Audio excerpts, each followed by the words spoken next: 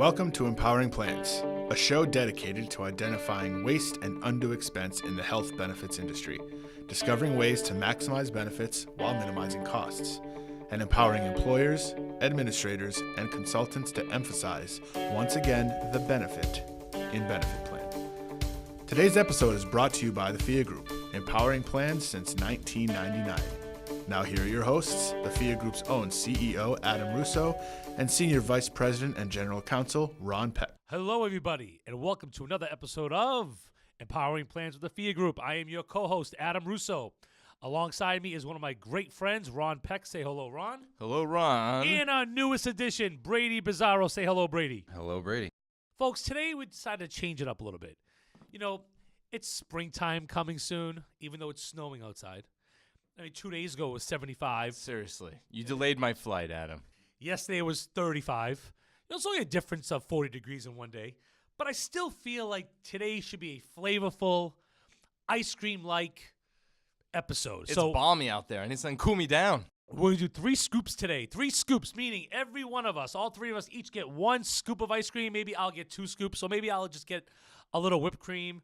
But, you know, Ron said something funny before we started, that Brady maybe shouldn't get a full scoop. What do you think, Ron? He's going to get that little pink sample spoon that they give you just to make sure you can stomach it. You know, have you ever had people just ask for a bunch of different samples and then go, all right, I'm good, thanks. Do it all the That's time. it? They're full. That's how bad, that's how cheap they are. Oh, man. Cost containment. But it's funny. So, you know, I take my kids every week to Friendly's. Friendly's is like a big institution here in New England where, you know, they have pretty good hamburgers and chicken fingers, but they're known for their ice cream. And my kids are pretty funny now. They go, Dad, can we just get ice cream first and then eat the food after? So I'm not as good as my wife at saying no. So what I've done is I let them order the ice cream and their food at the same time. That's it's a nice all on the middle table. ground, Adam. You're a good mediator. You bring the parties together. And that's what we're going to do today. We're just going to bring the ice cream out during this roundtable. But first, I want to make sure we talk to the folks out there. Thank you so much for the growing number of listeners we have. As you all know, the last time we did this was the first ever interview. And we did that interview with Mike Ferguson, the president and CEO of SIA. Guys, we might have to drop this interview thing. I mean, look what happened to Mike's family the minute we did that podcast. I mean, literally the next day after the podcast aired, Mike's first cousin, Fergie from the Black Eyed Peas, decides to do the national anthem. No, the Star Spangled Banner, right? National. On national TV during the NBA All-Star Game. And just bombed it. She was feeling the pressure, Adam. For the first time ever, she was not the most famous person in her family, and now she had to raise the bar. She was trying to upstage Fergie. Yeah. Mike Ferguson. Not going to happen. Once She you was do like- empowering plans, it's all over. She was like, that podcast was so good. I got to do something different. I have to get my name out there. I need to be on the cover of Fox News and CNN.com. There it is. Well, it didn't work. But anyways, today we're going to do 3 scoops. The first scoop, we're going to turn it over to Ron Peck. Ron, what's your favorite ice cream flavor first? Oh, man. And then let's give us the flavor for this podcast. That's a great question. You know, my favorite flavor is actually just vanilla. I like nice. That's so obvious. Because let me Ron tell you looks something. like a vanilla guy, doesn't he? It's to me, vanilla's like a plan document, Adam. It's a blank slate. You could throw different toppings on there, flavor it up. You know, it's a great base for creative thought. But let me tell you. So you're now, I ask a basic question. What's your favorite ice cream? And now you turn that into the self-funded FIA Group summary plan document template. It's your fault, man. I drank the Kool-Aid way too much. I bleed the FIA blue. So I've actually been on the road reading magazines on the plane, whatever, and people are still talking about this triumvirate of Amazon and the J.P. Morgan Chase and the Berkshire Hathaway, and they keep trying to sort of digest and dissect what this team is going to do to, quote-unquote, disrupt healthcare. And the thing that it struck a chord with me is as I'm reading these professional breakdowns of what they can do, the bullet points, I'm realizing, hold on one second, they're going to collect data and adjust plan benefits in response to the data. They're going to customize their programs for the population. I'm reading and I'm thinking, we don't need these guys to do this. You're literally describing self-funding. The only You're thing describing what FIA does. there you go. I It's mean, self-funding. they should have given us a call. But the one thing that blows me away, where they keep talking about it, that doesn't necessarily jive with what you're able to do as a self-funded plan is the issue of transparency. That's the last bullet point I see in these articles about how they're going to disrupt the market. But the way they describe transparency, they compare it to retail shopping on Amazon, where other users are posting reviews and ranking things with stars, a 5-star, a 4-star. Here's the thing, guys. If I love ice cream, right, and I love vanilla, right, and I have it in one place and it's substandard, I go to Friendly's and it's amazing, I can actually tell you who has good ice cream. The consumers that you're talking about, they don't even know how to decide whether healthcare was good or bad. How are they going to rank it? What parameters are they going to use? Second, regarding price, when you go on Amazon and you know you need, a new fountain pen, right? You need a nice cross pen or something there, Adam. You know what a cross pen should cost because you've purchased them in the past. You see the price and you say, hey, I'm willing to spend this much on a pen or this much on a pen, and I'm going to do a cost-benefit analysis. This much quality, this much price. If I start posting prices online for healthcare, not only do you not know how to rank the quality, but frankly, you probably A, don't know what it costs, or B, don't care what it costs because you're not the one paying for it. So again, I'm sorry, but this whole transparency thing is really upsetting me because until people actually have a reason to care what they're spending, knowing what the price is doesn't matter. So did Ron just say upsetting? I It's think so. upsetting to him? Yeah. All right, folks, I'm happy that we're not videotaping this. Can you please look at Ron's shirt? I think he works at a zoo or something today. I mean, he's Like wearing SeaWorld? this dark green, wildlife refuge. It's Am true. I wrong? I'm planning Pat, on am walking I into wrong? the...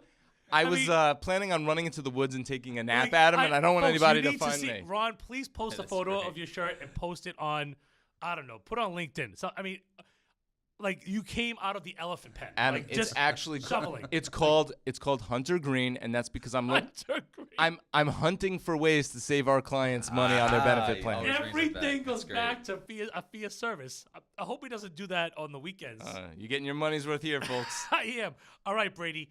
Favorite scoop of ice cream, please. All right, for for me- the sake of our listeners, do not reference any fee of service. Just give I us won't. a favorite flavor. So it's black raspberry. I think that's pretty solid. It's What good. is that? See, I thought you were gonna Come say. on. I thought you were gonna say Rocky Road because the road ahead if for it our has industry Rocky- may be rocky. That's unbelievable. No, it's black raspberry. I think it's better than Black vanilla. raspberry. It's a good flavor. But I want to go back before I get to my First sorbet, to be honest. before my topic. I want to just mention one thing. Ron talked about transparency in this Amazon deal. Anyone who's interested this weekend, every year Warren Buffett publishes a long letter to his investors, and people read it very carefully for his ideas and insights. And one of the things that they expect he might talk about in this lengthy, probably 25-page letter, is some more details about this joint venture. So I'm sounds sure like a Ron I think email, Ron will 25 probably pages. it does. So I think that's one thing you can look at for more information. But so my topic, though, and yesterday on the webinar we talked about this as well. But I want to talk about how the media is focusing on large medical bills more and more lately. I mentioned yesterday an example of a story of someone who had a urine test done and it cost $17,850. I didn't get as much time to go into the a lot of details then. Were they selling it to an NFL player trying to pass Oh boy, the test? that would probably cost more than that. you go. But what happened was this woman in her 20s, she had back surgery, not an atypical thing. She was prescribed some opioids, again, not really atypical, except of course she was worried about taking them, given what's going on lately in the country with addiction. She took them for a few days, went back to see her doctor, said, all right, you're fine, let's get you off them, but you need a urine test. So she had a urine test done, and then boom, she gets a huge bill for $17,850. How does that happen?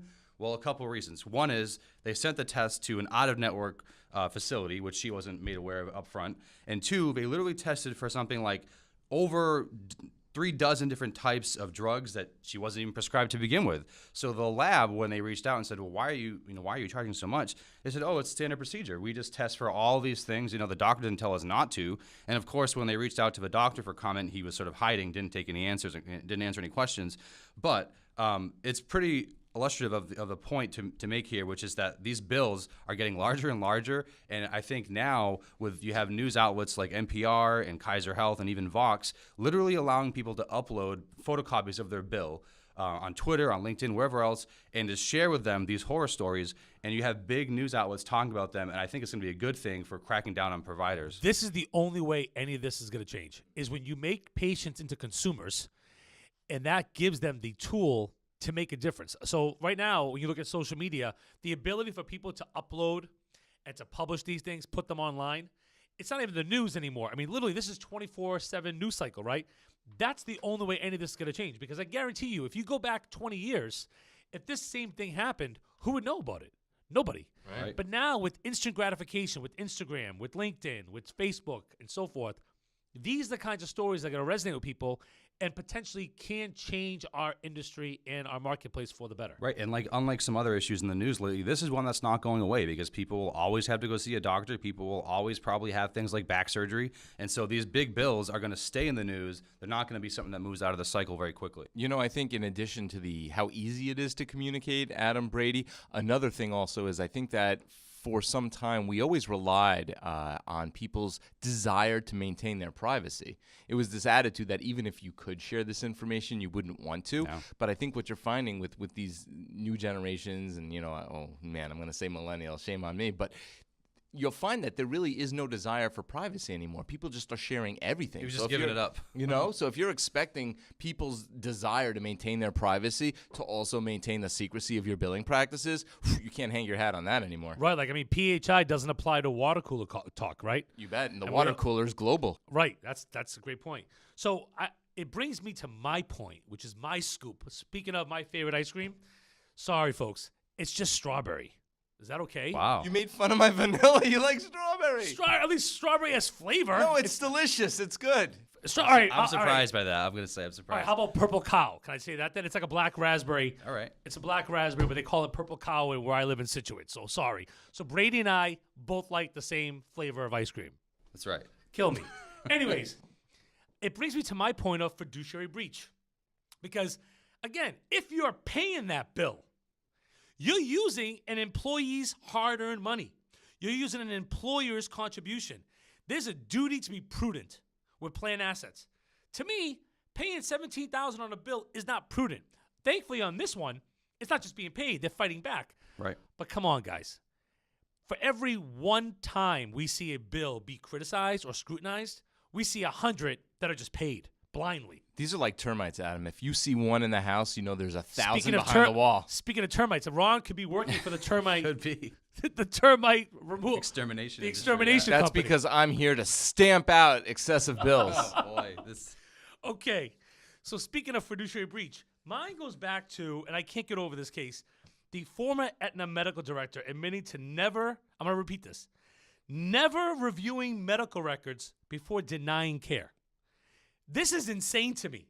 In an eye-opening exclusive that was reported by CNN, former Aetna medical director Dr. J. Ken Inuma admitted under oath that he, quote, never looked at patient records when deciding whether to approve or deny care. Insanity. So when people talk about, I love this. Remember there was a report by HHS a few years back? They did a huge study as to whether or not self-funding is better than fully insured. Right, the conflict of interest. And there was a big concern that, well, the reason why self-funded plans spend less money on claims is because they deny more claims. Right.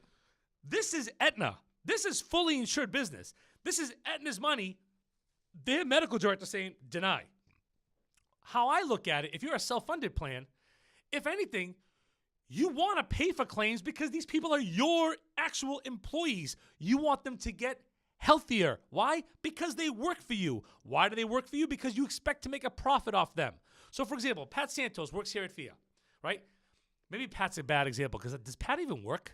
Does he just do the podcast and that's it? Only Does he actually do a podcast. job? There's so many of them. But you assume that every employee here is making a profit for us. So I want Pat to come to the office. I'm not denying his care so that he's at home sick. It's totally the opposite of what the belief is. But that case is an example of this is a fiduciary breach. They have a breach to be prudent with plan assets, but they also have a breach to follow the terms of the plan and take care of their employees and follow the actual contract that their employees signed. Let me sprinkle some chocolate chips on that sundae, Adam. You don't put chocolate chips on purple cow or on black not at raspberry all. or on strawberry. I'm Ron. still Maybe thinking about my sprinkles. vanilla, man. That's good stuff. Okay. So not only, you're right, the plan sponsor, the fiduciary, has a actual incentive to have people treating being healthy and coming back to work. But another thing that the fully insured carrier does not have that a self-funded plan has is, you would hope, an objective third party, a third-party administrator, and then subcontractors that are hired by that third-party administrator to assess those claims. Here's a it's little- not their money. Here's a little plug. How about FIA's Pay Service? You can hire us to review a claim. We will advise you if it's payable or not, and then it's on us. We're being held as a fiduciary with our PACE product, where we're going to back up the decision, whether it's clinical or whether it's a legal opinion. You literally, if you separate the decision maker from the one who's holding the purse strings, and you incentivize them to put the individual's health first, they're going to look at all of the details, especially when they have a fiduciary duty to prudently manage plan assets, which, Adam, you referenced during the previous conversation regarding excessive charges. So there are all the reasons in the world to really review every claim very in great detail, compared to this, where it's basically, look, it's my money. I have no relationship with this individual. If they want the claims paid, they can sue me. Well, guys, that's all the time we have for today. I think this was a great roundtable. I like the idea of each one of us having our own scoop of ice cream. Maybe next time we'll do something else similar to that. However, we are asking all of you to email us, tweet us, tell us on LinkedIn, who do you want that next interview to be for next week? We will try to calculate all the responses and make sure we get the best speaker possible. Trust me, we hope that this next speaker doesn't have any bad luck fall into their family, as happened to Mike Ferguson last week. Well, we got to end it here, obviously, because Ron has to go for his job interview at the Franklin Park Zoo after this podcast. Sorry, guys, I had to do it. On behalf of Ron, Brady, our producer Pat Santos, and myself, thank you, everyone, for empowering your plans and joining us here at the FIA Group. Have a great day. Thank you, everybody. Thanks.